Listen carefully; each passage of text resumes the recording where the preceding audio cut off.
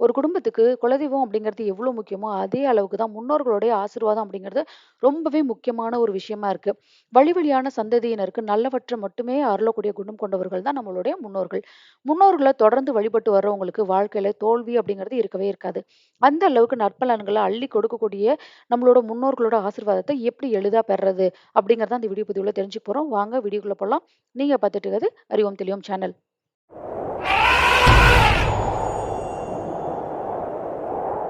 நம்ம வீட்ல யாராவது இறந்துட்டாங்க அப்படின்னா, அவங்களோட சந்ததியினர், அதாவது நம்ம எல்லாருமே தொடர்ந்து வழி வழியா வருஷம் திதி கொடுத்து அவங்களோட ஆத்மாவ சாந்திப்படுத்துறது அப்படிங்கிறது ஒரு வழக்கம்.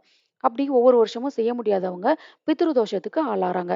பித்ரு தோஷத்திலிருந்து நிவாரணம் பெறணும், முன்னோர்களுடைய ஆசீர்வாதத்த மீண்டும் நம்ம அடையணும் அப்படின்னா, ஒரு எளிய விஷயத்த நான் சொல்றேன். அத நீங்க கண்டிப்பா பின்பற்றுங்க.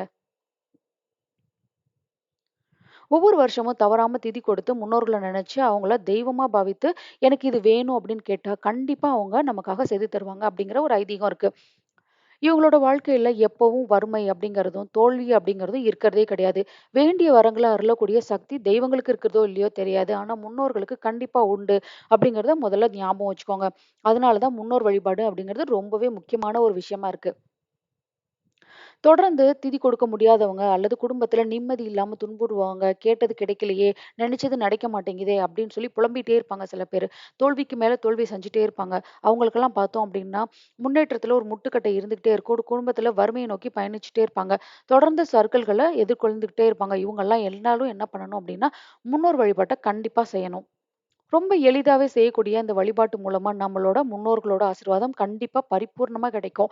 இதுக்கு வேற ஒண்ணுமே செய்ய வேணாம். தினமும் நீங்க நைட்டு தூங்க போறதுக்கு முன்னாடி, உங்க வீட்டு வாசல்ல ஒரு சொம்பு தண்ணியே எடுத்து வச்சுருங்க. இத உங்க வீட்டு வாசல்ல வச்சுட்டு, ஏதாவது ஒரு மூலையில வச்சுட்டு, நீங்க கதவ அடைச்சுட்டு தூங்க போயிடலாம். காலையில பார்த்தீங்க அப்படின்னா, அந்த தண்ணீரோட அளவு கண்டிப்பா கொஞ்சமாவது குறைஞ்சிருக்கும். நீங்க வைக்கிற தண்ணிய சின்ன மண்பானையில கூட வைக்கலாம். அதனால ஒண்ணும் தப்பு கிடையாது. இப்படி நீங்க தொடர்ந்து ஒவ்வொரு நைட்டும் முன்னோர்கள நினைச்சு ஒரு சொம்பு தண்ணீய வெளியில வச்சுட்டு தூங்க போனீங்க அப்படின்னா, கண்டிப்பா அவங்களோட ஆசீர்வாதம் உங்களுக்கு உடனே கிடைக்கும் அப்படிங்கிறது ஒரு நம்பிக்கை. இரவுல நம்மளோட முன்னோர்கள், அதாவது தாத்தா, பாட்டி, அப்பா, அம்மா, சகோதர, சகோதரிகள் இந்த மாதிரி யார் இறந்து போனாலும் நம்ம வீட்ட சுத்தி நடமாடிட்டே இருப்பாங்களாம். இவங்களுக்கு ஒரு சொம்பு தண்ணி வைக்கிறது மூலமா அவங்கள நம்ம நினைச்சிட்டு இருக்கோம் அப்படிங்கிறத உணர்த்துற விதமா அது இருக்குமா.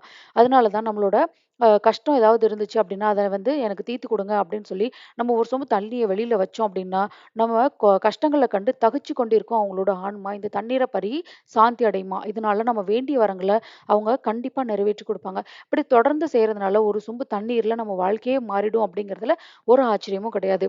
இந்த தகவல் உங்களுக்கு ரொம்பவே உபயோகமா இருக்கும்னு நினைக்கிறேன். மீண்டும் ஒரு நல்ல தகவலோட உங்கள சந்திக்கிறேன். நன்றி.